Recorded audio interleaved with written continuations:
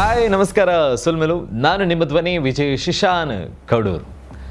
ಮಾಧ್ಯಮ ಲೋಕಕ್ಕೆ ಕಾಲಿಟ್ಟು ಸುಮಾರು 7 ವರ್ಷಗಳೇ ಕಳೆದಿದೆ.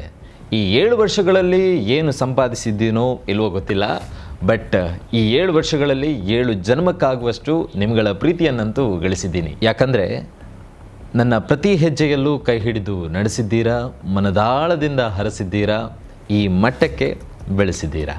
ಹಾಗೆ ಎಲ್ಲಿದ್ದೀರಿ, ಹೇಗಿದ್ದೀರಿ, ಎಲ್ಲೂ ಕಾಣಿಸ್ತಾ ಇಲ್ಲ ಅನ್ನುವಂಥ ಪ್ರಶ್ನೆಗಳೇ ಜಾಸ್ತಿ.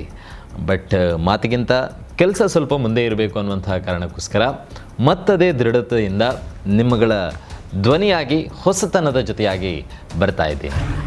ಇನ್ಮುಂದೆ ನಿಮ್ಮ ಮನಸ್ಸಿಗೆ ಹಿಡಿಸುವಂತಹ, ಪದೇ ಪದೇ ನಿಮ್ಮನ್ನು ಕೆಣಕುವಂತಹ, ಮತ್ತದೇ ಗುಂಗಲಿ ತೇಲಿಸುವಂತಹ ಕಥೆಯೊಂದನ್ನು ಹೇಳೋದಕ್ಕೆ ನಾನು ಬರ್ತಾ ಇದ್ದೀನಿ. ಇನ್ಮುಂದೆ ಸ್ಟೋರಿ ವಿತ್ ಶಿಶು. ಎಸ್, ನೀವು ಕೇಳಿಸ್ಕೊಂಡಿರೋದು ಸರಿಯಾಗೇ ಇದೆ. ಹೌದು, ಇನ್ಮುಂದೆ ನಾನು ಕತೆ ಹೇಳ್ತೀನಿ.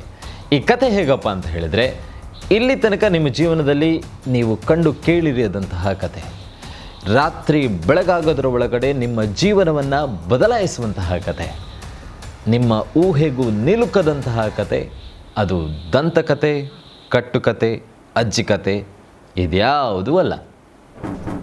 ಬದಲಾಗಿ ನಮ್ಮಲ್ಲಿ ಜೊತೆಗಿರುವವರ ನೋವಿನ ಕತೆ, ನಮ್ಮಲ್ಲಿ ಒರುವರಾಗಿರುವವರ ಬೆವರಿನ ಹಿಂದಿನ ಕತೆ, ನಾವು ಕೈ ಎತ್ತಿ ಮುಗಿಯುವಂತಹ ಸತ್ಯದ ಕತೆ, ಅದೆಷ್ಟೋ ಸುಳ್ಳುಗಳ ನಡುವೆ ಹುದುಗಿ ಹೋಗಿರುವ ಸತ್ಯದ ಕತೆ.